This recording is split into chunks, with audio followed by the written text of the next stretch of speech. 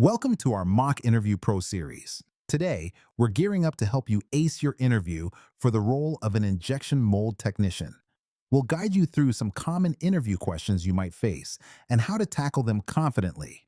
So, let's dive right into our first question.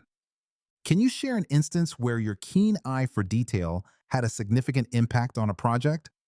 This question digs into your ability to focus on the finer points that can make or break a project, especially in a detailed-oriented field like injection molding.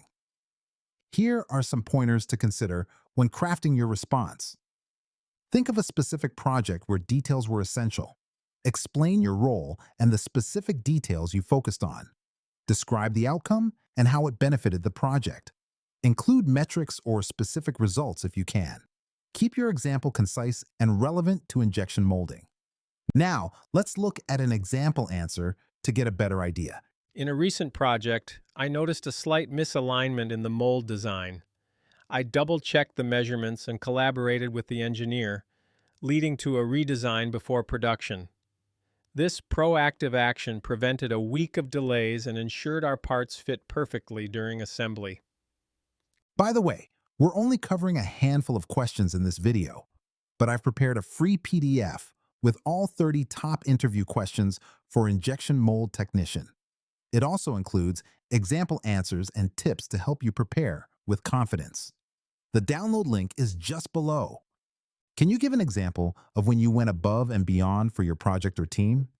Here, interviewers are keen to see your commitment level and how you can exceed expectations in a team setting. Let's go through some strategies to help you answer this effectively. Focus on a specific project or task where you exceeded expectations. Show how your actions positively impacted the outcome or team. Use the STAR method: situation, task, action, result. Highlight any injection molding skills or techniques you used. Conclude with what you learned from the experience. Let's check out an example of how you can frame your response. In my previous role, we had a critical project with a tight deadline. I volunteered to work overtime to troubleshoot a malfunctioning injection mold causing delays. By diagnosing the issue and collaborating with the maintenance team, we fixed the mold ahead of schedule, impressing our client and securing future work. Tell me about a time when you had to handle feedback from a client regarding a molded product. This question assesses your customer service skills and your ability to handle criticism constructively. Here are some steps you can take to construct your answer. Identify the feedback clearly and acknowledge its importance. Explain how you assessed the feedback and gathered necessary information. Describe the actions you took to address the client's concerns. Mention any communication strategies you used to keep the client informed. Conclude with the positive outcome or lessons learned from the experience. Let's explore a sample response to give you a clearer picture. A client once reported that the molded product had surface imperfections. I listened carefully to their concerns and gathered detailed information about the defects.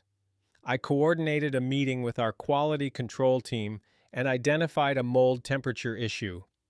After addressing the problem, I kept the client updated on our progress, and they appreciated the quick resolution, with the product meeting their specifications in the end. How would you address a situation where a colleague consistently fails to follow safety protocols? This question evaluates your conflict resolution skills and commitment to workplace safety. Consider these steps to structure your response. Speak to the colleague privately to avoid embarrassment.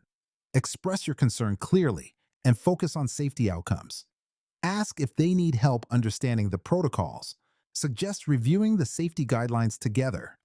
If behavior continues, report to a supervisor for further action. Let's look at how you might handle this situation in your response. I would first talk to my colleague in private, expressing my concern for their safety and the risks involved. I would suggest we review the safety protocols together. If there's no change, I would escalate the issue to my supervisor. When faced with choosing between two molds for a new project, one cheaper but less durable and the other more expensive but robust, how would you decide? This question tests your decision-making ability, particularly in balancing cost and quality.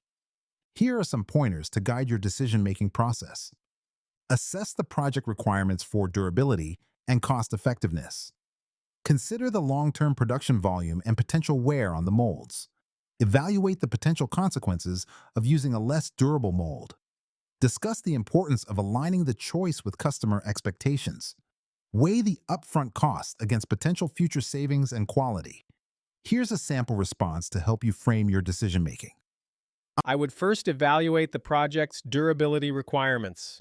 If the project demands high durability for long-term use, I would choose the robust mold despite the higher cost, as it will save money on replacements in the long run. Before we wrap up, remember you can get all 30 questions, example answers, and step-by-step tips in a handy PDF. Totally free. Just grab it below.